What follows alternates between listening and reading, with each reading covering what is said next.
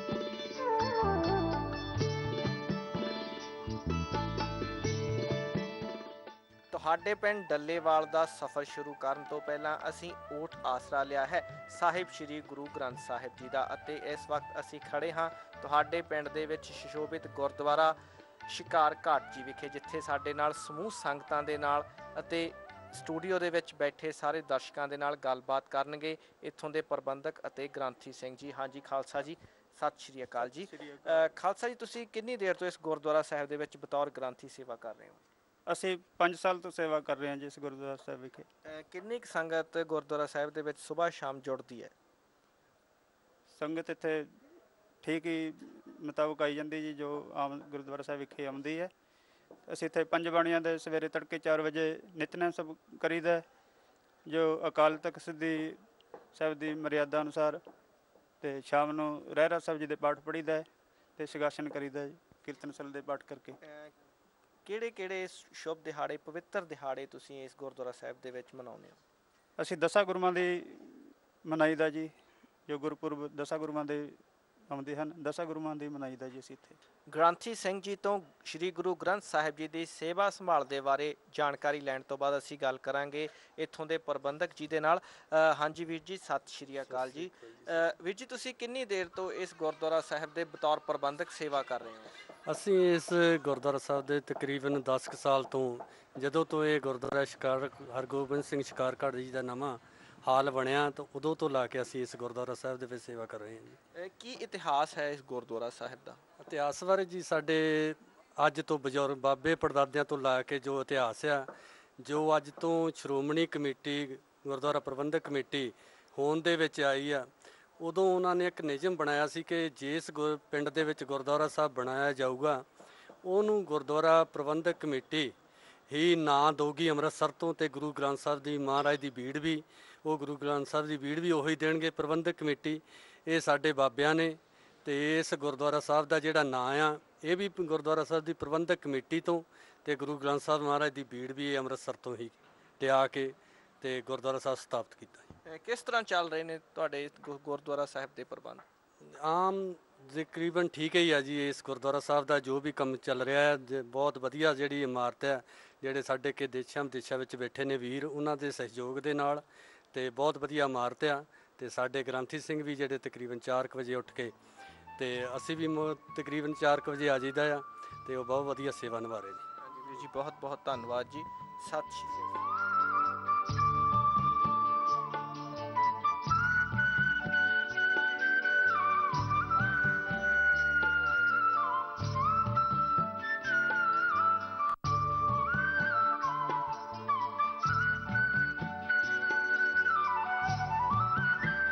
ਜਬੈ ਬਾਣ ਲਾਗਿਓ ਤਬੈ ਰੋਸ ਜਾਗਿਓ। ਸਿੱਖ ਕੌਮ ਦੀ ਆਨ ਅਤੇ ਸ਼ਾਨ ਨੂੰ ਬਰਕਰਾਰ ਰੱਖਣ ਲਈ ਸੰਤ ਜਰਨੈਲ ਸਿੰਘ ਜੀ ਖਾਲਸਾ ਭਿੰਡਰਾਂ ਵਾਲਿਆਂ ਨੇ ਸਿੱਖ ਕੌਮ ਦੀ ਅਗਵਾਈ ਕਰਦੇ ਹੋਏ ਸਮੇਂ ਦੀਆਂ ਜ਼ਾਲਮ ਸਰਕਾਰਾਂ ਦੇ ਨਾਲ ਲੋਹਾ ਲਿਆ, ਅਤੇ ਉਹਨਾਂ ਦੀ ਇਸ ਲੜਾਈ ਦੇ ਵਿੱਚ ਅਨੇਕਾਂ ਹੀ ਸਿੱਖ ਨੌਜਵਾਨਾਂ ਨੇ ਸ਼ਹਾਦਤ ਦਾ ਜਾਮ ਪੀਤਾ ਤੇ ਸਿੱਖ ਕੌਮ ਦਾ ਸਿਰ ਨਹੀਂ ਝੁਕਣ ਦਿੱਤਾ।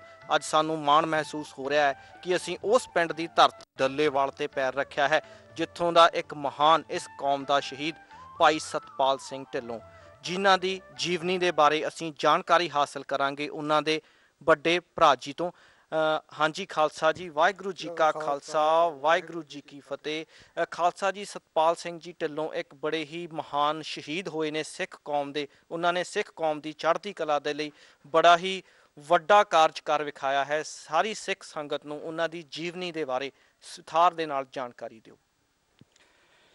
ਖਾਲਸਾ ਜੀ, ਸਤਪਾਲ ਸਿੰਘ ਢਿੱਲੋਂ ਮੇਰਾ ਛੋਟਾ ਭਰਾ ਸੀਗਾ। ਉਹਦਾ ਜਨਮ 3 ਅਪ੍ਰੈਲ 1961 ਨੂੰ ਹੋਇਆ, ਅਤੇ ਹਾਇਰ ਸੈਕੰਡਰੀ ਉਹਨੇ JS Khalsa higher secondary school ਅੱਟਾ ਤੋਂ ਕੀਤੀ, ਅਤੇ BA ਉਹਨੇ ਲਾਇਰਪੁਰ ਖਾਲਸਾ ਕਾਲਜ ਜਲੰਧਰ ਤੋਂ ਕੀਤੀ। ਫਿਰ MA ਇਕਨੋਮਿਕਸ ਉਹਨੇ ਐਡਮਿਸ਼ਨ ਲਿਆ ਗੌਰਮੈਂਟ ਕਾਲਜ ਕਪੂਰਥਲਾ 'ਚ। ਉਸੇ ਦੌਰਾਨ ਸੰਤ ਜਰਨੈਲ ਸਿੰਘ ਭਿੰਡਰਾਂ ਵਾਲਿਆਂ ਦਾ ਸੰਘਰਸ਼ ਸ਼ੁਰੂ ਹੋਇਆ, ਅਤੇ ਉਹ ਉਹਦੇ ਵਿੱਚ ਹਿੱਸਾ ਲੈਣ ਲੱਗ ਪਿਆ, ਅਤੇ 84 ਦੇ ਵਿੱਚ ਉਦੋਂ ਪੜ੍ਹਾਈ ਛੱਡ ਦਿੱਤੀ, ਕਿਉਂਕਿ ਉਹ ਉਦੋਂ ਉੱਥੇ ਆਪਣੇ ਕਪੂਰਥਲੇ ਦਾ ਜਨਰਲ ਸੈਕਟਰੀ ਸੀ ਆਲ ਇੰਡੀਆ ਸਿੱਖ ਫੈਡਰੇਸ਼ਨ ਦਾ। ਅਤੇ ਉਹ ਤੋਂ ਬਾਅਦ ਫਿਰ 85 'ਚ ਰੇਡ ਹੋਇਆ ਘਰ, ਅਤੇ ਉਹ ਫਰਾਰ ਹੋ ਗਿਆ, ਅਤੇ ਬਾਅਦ ਵਿੱਚ ਉਹ ਫੜਿਆ ਗਿਆ ਭੁਲੱਥ ਤੋਂ, ਅਤੇ ਫਿਰ 86 'ਚ ਜ਼ਮਾਨਤ ਉਹਦੀ ਹੋ ਗਈ। 86 ਤੋਂ ਬਾਅਦ ਫਿਰ 88 'ਚ ਉਹਨੂੰ ਫੇਰ ਫੜ ਲਿਆ। 88 ਤੋਂ ਬਾਅਦ 90 'ਚ ਉਹਦੀ ਜ਼ਮਾਨਤ ਹੋਈ, ਜਨਵਰੀ 90 'ਚ। ਤੇ 14 ਸਤੰਬਰ 1990 ਨੂੰ ਉਹਦਾ ਨਕੋਦਰ ਚੌਕ ਜਲੰਧਰ ਵਿਖੇ ਝੂਠਾ ਐਨਕਾਊਂਟਰ ਕਰ ਦਿੱਤਾ ਗਿਆ। ਸਨ 1990 ਦੇ ਵਿੱਚ ਜ਼ਾਲਮ ਸਰਕਾਰਾਂ ਨੇ ਸ਼ਹੀਦ ਸਤਪਾਲ ਸਿੰਘ ਨੂੰ ਸ਼ਹੀਦ ਕਰ ਦਿੱਤਾ, ਤਾਂ ਉਸ ਤੋਂ ਬਾਅਦ ਕਿਸ ਤਰ੍ਹਾਂ ਤੁਹਾਡਾ ਅੱਜ ਤੱਕ ਪਰਿਵਾਰ ਹੈ ਜੋ ਆਪਣਾ ਗੁਜ਼ਾਰਾ ਕਰ ਰਿਹਾ ਹੈ? ਮੈਂ ਸਨ 77 'ਚ ਦੁਬਈ ਗਿਆ ਸੀ ਤੇ ਵਿੱਚ ਆਉਂਦਾ ਜਾਂਦਾ ਰਿਹਾ, ਤੇ ਉਹਦੀ ਮੌਤ ਵੇਲੇ ਮੈਂ ਇੱਥੇ ਸੀਗਾ, ਛੁੱਟੀ ਆਇਆ ਹੋਇਆ ਸੀਗਾ, ਤੇ ਮੈਂ ਫਿਰ 91 ਵਿੱਚ ਪੱਕਾ ਹੀ ਆ ਗਿਆ। ਉਸ ਤੋਂ ਬਾਅਦ ਫਿਰ ਮੈਂ ਖੇਤੀਬਾੜੀ ਸ਼ੁਰੂ ਕਰ ਦਿੱਤੀ, ਤੇ ਬਾਕੀ ਸਿੱਖ ਸੰਗਤਾਂ ਨੇ ਬਹੁਤ ਮਦਦ ਕੀਤੀ ਸਾਡੀ, ਤੇ ਸਾਨੂੰ ਬਹੁਤ ਹੌਸਲਾ ਦਿੱਤਾ, ਤੇ ਹੁਣ ਖੇਤੀਬਾੜੀ ਕਰਦਾ ਹਾਂ ਮੈਂ, ਤੇ ਬਹੁਤ ਵਧੀਆ ਗੁਜ਼ਾਰਾ ਹੁੰਦਾ ਆ। ਹਾਂਜੀ ਵੀਰ ਜੀ, ਬਹੁਤ ਬਹੁਤ ਧੰਨਵਾਦ ਜੀ। ਵਾਹਿਗੁਰੂ ਜੀ ਕਾ ਖਾਲਸਾ, ਵਾਹਿਗੁਰੂ ਜੀ ਕੀ ਫਤਿਹ। ਇਹ ਸਨ ਸ਼ਹੀਦ ਸਤਪਾਲ ਸਿੰਘ ਜੀ ਢਿੱਲੋਂ ਦੇ ਵੱਡੇ ਭਰਾਤਾ ਜੀ, ਜਿਨ੍ਹਾਂ ਨੇ ਸਾਨੂੰ ਦੱਸਿਆ ਉਹਨਾਂ ਨੇ ਕਿਸ ਤਰ੍ਹਾਂ ਆਲ ਇੰਡੀਆ ਸਿੱਖ ਸਟੂਡੈਂਟ ਫੈਡਰੇਸ਼ਨ ਦੇ ਜਨਰਲ ਸੈਕਟਰੀ ਰਹਿੰਦੇ ਹੋਏ ਸਿੱਖ ਕੌਮ ਦੀਆਂ ਹੱਕਾਂ ਅਤੇ ਸਿੱਖ ਕੌਮ ਦੀ ਸ਼ਾਨ ਦੇ ਲਈ ਮੌਜੂਦਾ ਜ਼ਾਲਮ ਸਰਕਾਰਾਂ ਦੇ ਨਾਲ ਲੋਹਾ ਲਿਆ ਅਤੇ 1990 ਦੇ ਵਿੱਚ ਸ਼ਹਾਦਤ ਪ੍ਰਾਪਤ ਕੀਤੀ। ਅਤੇ ਉਹਨਾਂ ਦੇ ਇਸ ਸਾਰੇ ਸੰਘਰਸ਼ ਦੇ ਬਾਰੇ ਅਸੀਂ ਵਿਸਥਾਰ ਨਾਲ ਜਾਣਕਾਰੀ ਹਾਸਲ ਕਰਾਂਗੇ ਜਥੇਦਾਰ ਬਹਾਦਰ ਸਿੰਘ ਜੀ ਤੋਂ, ਜੋ ਕਿ ਇਸ ਵਕਤ ਸਾਡੇ ਨਾਲ ਮੌਜੂਦ ਨੇ। ਹਾਂਜੀ ਖਾਲਸਾ ਜੀ, ਵਾਹਿਗੁਰੂ ਜੀ ਕਾ ਖਾਲਸਾ, ਵਾਹਿਗੁਰੂ ਜੀ ਕੀ ਫਤਿਹ। ਖਾਲਸਾ ਜੀ, ਇਹ ਜੋ ਪਿੰਡ ਡੱਲੇਵਾਲ, ਜਿੱਥੋਂ ਦੀ ਧਰਤੀ ਦੇ ਵਿੱਚੋਂ, ਜਿੱਥੋਂ ਦੀ ਮਿੱਟੀ ਦੇ ਵਿੱਚੋਂ ਜਨਮਿਆ ਸ਼ਹੀਦ ਸਤਪਾਲ ਸਿੰਘ ਢਿੱਲੋਂ, ਕਿਸ ਤਰ੍ਹਾਂ ਉਹਨਾਂ ਨੇ ਸਿੱਖ ਕੌਮ ਦੇ ਲਈ ਆਪਣਾ ਸੰਘਰਸ਼ ਕੀਤਾ, ਇਸ ਦੇ ਬਾਰੇ ਸਾਰੀ ਦੀ ਸਾਰੀ ਜਾਣਕਾਰੀ ਵਿਸਥਾਰ ਦੇ ਵਿੱਚ ਦਿਓ। ਜਿਹੜੀ ਪੰਜਾਬ ਦੀ ਧਰਤੀ ਆ, ਗੁਰੂਆਂ ਪੀਰਾਂ ਰਿਸ਼ੀਆਂ ਮੁਨੀਆਂ ਤੇ ਸੰਤਾਂ ਮਹਾਤਮਾ ਤੇ ਸ਼ਹੀਦਾਂ ਦੀ ਧਰਤੀ ਆ। ਇਹ ਪੰਜਾਬ ਦੀ ਧਰਤੀ ਜਿਹੜੀ ਆ, ਇਹ ਜਿਹੜਾ ਸਾਡਾ ਦੁਆਬੇ ਦਾ ਪਿੰਡ ਆ, ਇਹ ਜਲੰਧਰ ਤੋਂ ਅੰਤਰਰਾਸ਼ਟਰੀ ਮਾਰਗ ਲੁਧਿਆਣਾ ਜਿਹੜਾ ਇੱਥੋਂ 1 ਕਿਲੋਮੀਟਰ ਦੀ ਦੂਰੀ ਤੇ ਪਿੰਡ ਡੱਲੇਵਾਲ ਆ, ਜਿੱਥੇ ਦੇ ਮਹਾਨ ਸ਼ਹੀਦ ਸਤਪਾਲ ਸਿੰਘ ਜੀ ਢਿੱਲੋਂ, ਜਿਹੜੇ ਜਿਨ੍ਹਾਂ ਨੇ ਆਪਣਾ ਸ਼ਹੀਦੀ ਦਾ ਜਾਮ ਪੀਤਾ ਸਿੱਖ ਸੰਘਰਸ਼ ਦੇ ਵਿੱਚ। ਇਹ ਸਿੱਖ ਸੰਘਰਸ਼ ਜਿਹੜਾ 1978 ਦੇ ਵਿੱਚ 20ਵੀਂ ਸਦੀ ਦੇ ਮਹਾਨ ਜਰਨੈਲ ਸੰਤ ਬਾਬਾ ਜਰਨੈਲ ਸਿੰਘ ਜੀ ਖਾਲਸਾ ਭਿੰਡਰਾਂ ਵਾਲਿਆਂ ਨੇ, ਜਦੋਂ ਨਕਲੀ ਨਰਕਧਾਰੀਆਂ ਨੇ ਸਾਨੂੰ 1978 ਦੇ ਵਿੱਚ ਅੰਮ੍ਰਿਤਸਰ ਦੇ ਵਿੱਚ 13 ਸਿੰਘਾਂ ਨੂੰ ਸ਼ਹੀਦ ਕਰ ਦਿੱਤਾ ਤੇ 78 ਸਿੰਘਾਂ ਨੂੰ ਜ਼ਖਮੀ ਕਰ ਦਿੱਤਾ, ਜਿਹਦੇ ਵਿੱਚ ਮਹਾਨ ਸ਼ਹੀਦ ਫੌਜਾ ਸਿੰਘ ਨੇ ਬਹੁਤ ਵੱਡੀ ਬਹਾਦਰੀ ਦੇ ਨਾਲ ਲੜ ਕੇ ਜਿਹੜਾ ਉਹਨਾਂ ਦੇ ਨਾਲ ਲੋਹਾ ਲਿਆ। ਉਸ ਤੋਂ ਬਾਅਦ ਇਹ ਸਿੱਖ ਸੰਘਰਸ਼ ਦੀ ਸ਼ੁਰੂਆਤ ਹੋ ਗਈ। ਉਸ ਤੋਂ ਬਾਅਦ 1982 ਦੇ ਵਿੱਚ ਸੰਤ ਬਾਬਾ ਜਰਨੈਲ ਸਿੰਘ ਜੀ ਨੇ ਧਰਮ ਯੁੱਧ ਮੋਰਚੇ ਦੇ ਨਾਂ ਦੇ ਹੇਠ ਜਿਹੜਾ ਮੋਰਚਾ ਲਾਇਆ, ਜਿਹੜਾ ਕਿ ਸਿੱਖ ਸੰਗਤਾਂ ਨੇ ਉਹਨਾਂ ਦੇ ਵਿੱਚ ਬਹੁਤ ਵੱਡਾ ਯੋਗਦਾਨ ਪਾਇਆ ਤੇ ਬਹੁਤ ਨੌਜਵਾਨਾਂ ਨੇ ਸ਼ਹੀਦੀਆਂ ਪ੍ਰਾਪਤ ਕੀਤੀਆਂ। ਉਹਦੇ ਵਿੱਚੋਂ ਸਤਪਾਲ ਸਿੰਘ ਜੀ ਢਿੱਲੋਂ ਜਿਹੜੇ ਫੈਡਰੇਸ਼ਨ ਦੇ ਜਨਰਲ ਸਕੱਤਰ ਰਹੇ, ਅਤੇ ਇਸੇ ਪਿੰਡ ਦੇ ਹਰਮਿੰਦਰ ਸਿੰਘ ਲਾਲਾ, ਇਹ 2 ਸਿੰਘ ਇੱਥੋਂ ਦੇ ਸ਼ਹੀਦ ਹੋਏ ਹਨ।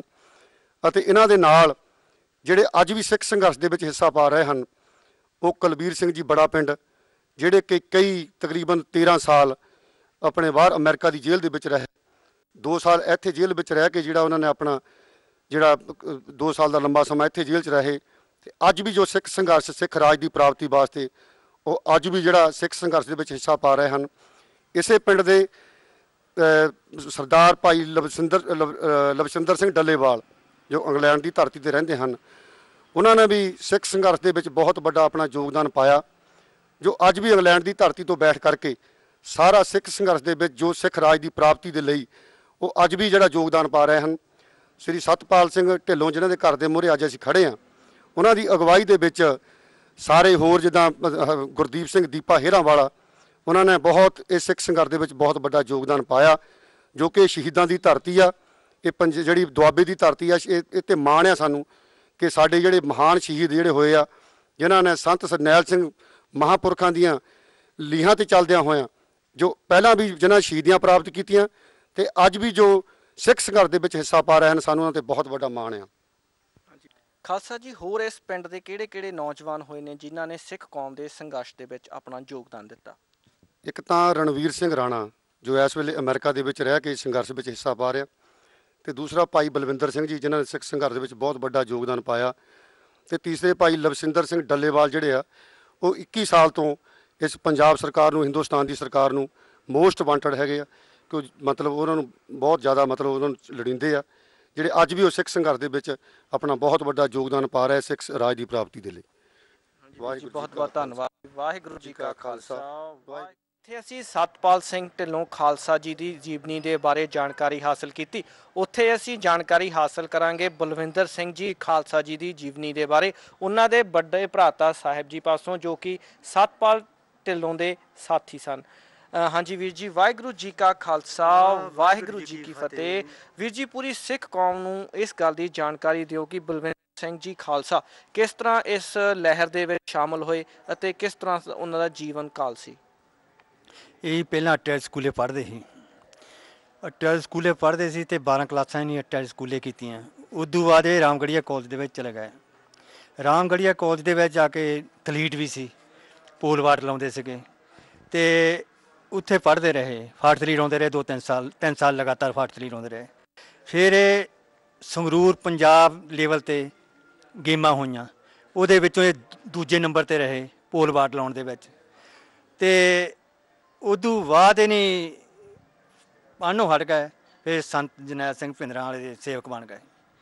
ਫਿਰ ਉਹ ਇੱਦਾਂ ਦੀ ਲਹਿਰ ਉਹਦੇ ਵਿੱਚ ਉਹ ਲੱਗੇ ਅਤੇ ਬਾਅਦ ਦੇ ਵਿੱਚ ਉੱਥੇ ਹਰਿਮੰਦਰ ਸਾਹਿਬ ਉਹ ਰਹਿਣ ਲੱਗ ਪਏ ਅਤੇ ਉੱਥੇ ਜ਼ਖਮੀ ਵੀ ਹੋਏ, ਉਹਦੇ ਬਾਂਹ ਦੇ ਉੱਤੇ ਗੋਲੀਆਂ ਵੀ ਲੱਗੀਆਂ, ਪਰ ਉਹ ਫਿਰ ਘਰ ਨਹੀਂ ਆਏ ਅਤੇ ਉੱਥੇ ਰਹਿੰਦੇ ਰਹੇ। ਉਦੋਂ ਪਹਿਲਾਂ ਉਹਨੇ ਵਿਆਹ ਕਰਾਇਆ ਸੀਗਾ ਅਤੇ ਜਿਹੜੀ ਉਹਦੀ ਵਾਈਫ ਸੀਗੀ ਉਹ ਵੀ ਉੱਥੇ ਉਹਨੂੰ ਦੇਖਣ ਗਈ ਸੀਗੀ ਅਤੇ ਉਹਨਾਂ ਦਾ ਜੀਵਨ ਇਸ ਤਰ੍ਹਾਂ ਦਾ ਸੀਗਾ ਜੀ। ਅਤੇ ਲਹਿਰ ਦੇ ਵਿੱਚ ਮਗਨ ਸੀ, ਜਿੱਦਾਂ ਸੰਤ ਜਰਨੈਲ ਭਿੰਦਰਾਂ ਵਾਲੇ ਦਾ ਪ੍ਰਚਾਰ ਸੀ, ਉਹ ਪ੍ਰਚਾਰ ਮਗੇ ਚੱਲੇ ਆ ਜੀ।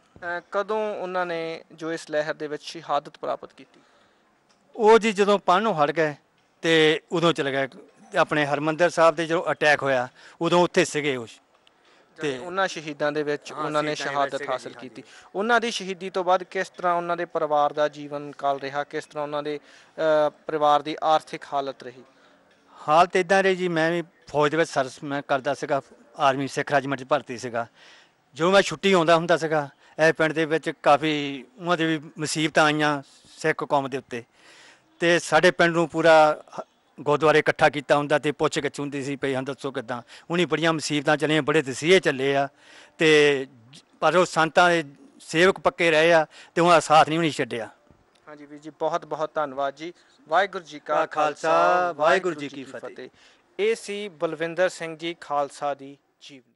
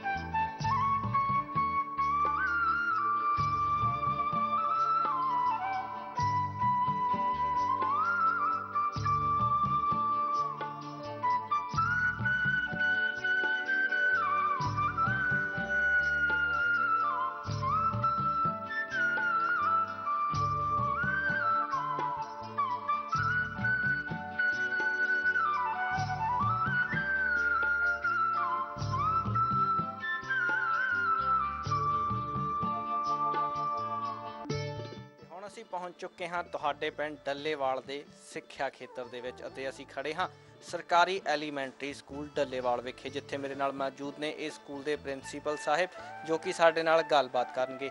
ਹਾਂਜੀ ਪ੍ਰਿੰਸੀਪਲ ਸਾਹਿਬ ਜੀ, ਸਤਿ ਸ਼੍ਰੀ ਅਕਾਲ ਜੀ। ਪ੍ਰਿੰਸੀਪਲ ਸਾਹਿਬ, ਤੁਸੀਂ ਕਿੰਨੀ ਦੇਰ ਤੋਂ ਇਸ ਸਕੂਲ ਦੇ ਪ੍ਰਿੰਸੀਪਲ ਹੋ? ਲਗਭਗ 6 ਸਾਲ ਤੋਂ ਮੈਂ ਇੱਥੇ ਇੰਚਾਰਜ ਦੇ ਤੌਰ ਦੇ ਉੱਪਰ ਸੇਵਾ ਨਿਭਾ ਰਿਹਾ ਜੀ। ਕਿੰਨੇ ਕੁ ਬੱਚੇ ਤੁਹਾਡੇ ਕੋਲੋਂ ਸਿੱਖਿਆ ਪ੍ਰਾਪਤ ਕਰ ਰਹੇ ਨੇ?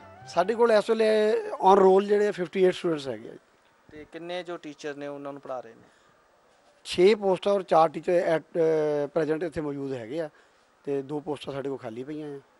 ਕਿਸ ਤਰ੍ਹਾਂ ਦੀ ਸਿੱਖਿਆ ਪ੍ਰੋਵਾਈਡ ਕਰਦੇ ਹੋ ਤੁਸੀਂ ਬੱਚਿਆਂ ਨੂੰ? ਅਸੀਂ ਸਿੱਖਿਆ ਦੇ ਖੇਤਰ ਦੇ ਵਿੱਚ ਹੀ ਕਾਫੀ ਸਾਡਾ ਵਧੀਆ ਜਿਹੜਾ ਰੁਝਾਨ ਹੈਗਾ ਸਿੱਖਿਆ ਸੀ, ਅਕੈਡਮਿਕ ਵੀ, ਗੇਮਸ ਔਰ ਕਲਚਰਲ, ਹਰ ਤਰ੍ਹਾਂ ਦੇ ਨਾਲ ਬੱਚੇ ਨੂੰ ਤਿਆਰ ਕਰਨ ਦੀ ਕੋਸ਼ਿਸ਼ ਕਰੀ ਔਰ ਤਿਆਰ ਕਰਾਈਦਾ ਉਹਨਾਂ ਨੂੰ ਬੱਚਿਆਂ ਨੂੰ। ਤੁਹਾਡੇ ਸਕੂਲ ਦੇ ਵਿੱਚ ਵੀ ਜਿਵੇਂ ਹੋਰਾਂ ਸਕੂਲਾਂ ਦੇ ਵਿੱਚ ਕੰਪਿਊਟਰ ਲੈਬਸ ਹੁੰਦੀਆਂ ਨੇ, ਲਾਇਬ੍ਰੇਰੀਜ਼, ਲੈਬੋਰਟਰੀਜ਼, ਇਹ ਸਾਰੀ ਸਿੱਖਿਆ ਪ੍ਰੋਵਾਈਡ? ਸਾਡੇ ਸਕੂਲ ਦੇ ਵਿੱਚ ਕੰਪਿਊਟਰ ਲੈਬ ਵੀ ਹੈ ਜੀ, ਸਾਇੰਸ ਲੈਬ ਵੀ ਹੈ, ਰੀਡਿੰਗ ਸੈੱਲ ਵੀ ਹੈ, ਉਹ ਅਲੱਗ-ਅਲੱਗ ਸਾਰਾ ਸੈੱਲ ਹੈਗਾ। ਅਤੇ ਬੱਚਿਆਂ ਦੇ ਪਾਣੀ ਪੀਣ ਲਈ ਮੋਟਰ ਦਾ, ਵਾਟਰ ਕੂਲਰ ਦਾ, ਔਰ ਬਿਜਲੀ ਲਈ ਅਗਰ ਬਿਜਲੀ ਨਾ ਹੋਵੇ ਤਾਂ ਸਾਡੇ ਕੋਲ ਜਨਰੇਟਰ ਦਾ ਪ੍ਰਬੰਧ ਵੀ ਹੈਗਾ ਜੀ। ਅਤੇ ਜੋ ਇਹ ਤੁਹਾਡਾ ਉਪਰਾਲਾ ਹੈ ਬੱਚਿਆਂ ਦੇ ਭਵਿੱਖ ਨੂੰ ਸੁਨਹਿਰੀ ਬਣਾਉਣ ਦਾ, ਪਿੰਡ ਵਾਲੇ ਕਿੰਨਾ ਕੁ ਸਹਿਯੋਗ ਦਿੰਦੇ ਨੇ? ਇਹ ਜੀ ਜੋ ਮੈਂ ਤੁਹਾਨੂੰ ਦੱਸਿਆ, ਸਾਡਾ ਜਨਰੇਟਰ ਵਾ ਜਾਂ ਸਾਡਾ ਪਾਣੀ ਦਾ ਪ੍ਰਬੰਧ ਵਾ ਜਾਂ ਹੋਰ ਸਾਰਾ ਪ੍ਰਬੰਧ ਵਾ, ਇਹ ਸਭ ਸਾਡੇ ਡੱਲੇਵਾਲ ਦੇ ਵੀਰਾਂ ਨੇ, ਇਹਨਾਂ ਦੇ ਸਹਿਯੋਗ ਨਾਲ ਹੀ ਆ ਸਾਰਾ ਜੀ। NRI ਵੀਰ ਕਿੰਨਾ ਕੁ ਸਹਿਯੋਗ ਦਿੰਦੇ ਨੇ? ਔਰ ਜਿਹੜੀ ਇਮਾਰਤ ਵਿੱਚ ਅੱਜ ਆਪਾਂ ਖੜੇ ਆ ਔਰ ਆ ਦੇਖ ਰਹੇ ਆ, ਇਹ ਸਾਰੀ ਇਮਾਰਤ ਜਿਹੜੀ ਆ ਉਹ NRI ਵੀਰਾਂ ਨੇ ਬਣਵਾਈ ਆ, ਉਹਨਾਂ ਦੇ ਸਹਿਯੋਗ ਨਾਲ ਬਣੀ ਆ। ਔਰ ਸਾਡੇ ਪਿੰਡ ਦੇ ਨਗਰ ਨਿਵਾਸੀਆਂ ਨੇ ਉਹਨਾਂ ਤੋਂ ਸਹਿਯੋਗ ਲਿਆ, ਔਰ ਮੈਂ ਧੰਨਵਾਦੀ ਹਾਂ NRI ਵੀਰਾਂ ਦਾ, ਨਗਰ ਨਿਵਾਸੀਆਂ ਜਿਨ੍ਹਾਂ ਨੇ ਐਡੀ ਵੱਡੀ ਇਮਾਰਤ ਉਸਾਰੀ ਆ ਔਰ ਬੱਚਿਆਂ ਨੂੰ ਵਿੱਦਿਆ ਦੇ ਰਹੇ ਆ। ਔਰ ਹਰ ਸਾਲ ਇੱਥੇ ਸਾਡੇ ਪਰਿਵਾਰ ਹੈਗੇ ਆ ਢਿੱਲੋਂ ਫੈਮਿਲੀ, ਉਹ ਬੱਚਿਆਂ ਨੂੰ ਬੂਟ, ਕੋਟੀਆਂ ਔਰ ਸ਼ਰਟਾਂ, ਪੈਂਟਾਂ, ਇਹ ਹਰ ਸਾਲ ਉਹ ਪ੍ਰੋਵਾਈਡ ਕਰਦੇ ਆ। ਆਉਣ ਵਾਲੇ ਸਮੇਂ ਦੇ ਵਿੱਚ ਕੀ ਕਹਿਣਾ ਚਾਹੋਗੇ NRI ਵੀਰਾਂ ਨੂੰ? ਕੀ ਚੀਜ਼ ਹੈ ਜਿਹੜੀ ਤੁਹਾਨੂੰ ਲੱਗਦੀ ਵੀ ਤੁਹਾਡੇ ਸਕੂਲ ਦੇ ਵਿੱਚ ਹੋਣੀ ਚਾਹੀਦੀ ਹੈ? ਸਾਡੇ ਸਕੂਲ ਵਿੱਚ ਵੈਸੇ ਤਾਂ ਜੀ ਉਹਨਾਂ ਦਾ ਪ੍ਰਬੰਧ ਬਹੁਤ ਵਧੀਆ ਆ। ਥੋੜ੍ਹਾ ਜਿਹਾ ਜਿਹੜੀ ਮੇਰੀ ਇੱਛਾ ਆ ਇੱਥੇ ਆ ਵੀ ਇੱਕ ਤਾਂ ਸਾਡੇ ਚਾਰ ਦੀਵਾਰੀ ਜਿਹੜੀ ਉੱਚੀ ਹੋ ਜਾਵੇ, ਉਹ ਲਈ ਥੋੜ੍ਹਾ ਉਪਰਾਲਾ ਕਰਨ। ਇੱਕ ਜਿਹੜੀ ਕਿਆਰੀਆਂ ਦੇ ਨਾਲ ਥੋੜ੍ਹਾ ਜਿਹਾ ਪੱਕਾ ਰਸਤਾ ਚਾਹੁੰਦੇ ਤਾਂ ਕਿ ਜਿਹੜੀ ਮਿੱਟੀ ਆ ਉਹ ਬਰਾਂਡਿਆਂ ਵਿੱਚ ਜਾਂ ਕਮਰਿਆਂ ਵਿੱਚ ਆਉਂਦੀ ਆ, ਉਹ ਨਾ ਆਵੇ। ਹਾਂਜੀ ਵੀਰ ਜੀ, ਬਹੁਤ ਬਹੁਤ ਧੰਨਵਾਦ ਜੀ। ਧੰਨਵਾਦ। ਸਤਿ ਸ਼੍ਰੀ ਅਕਾਲ।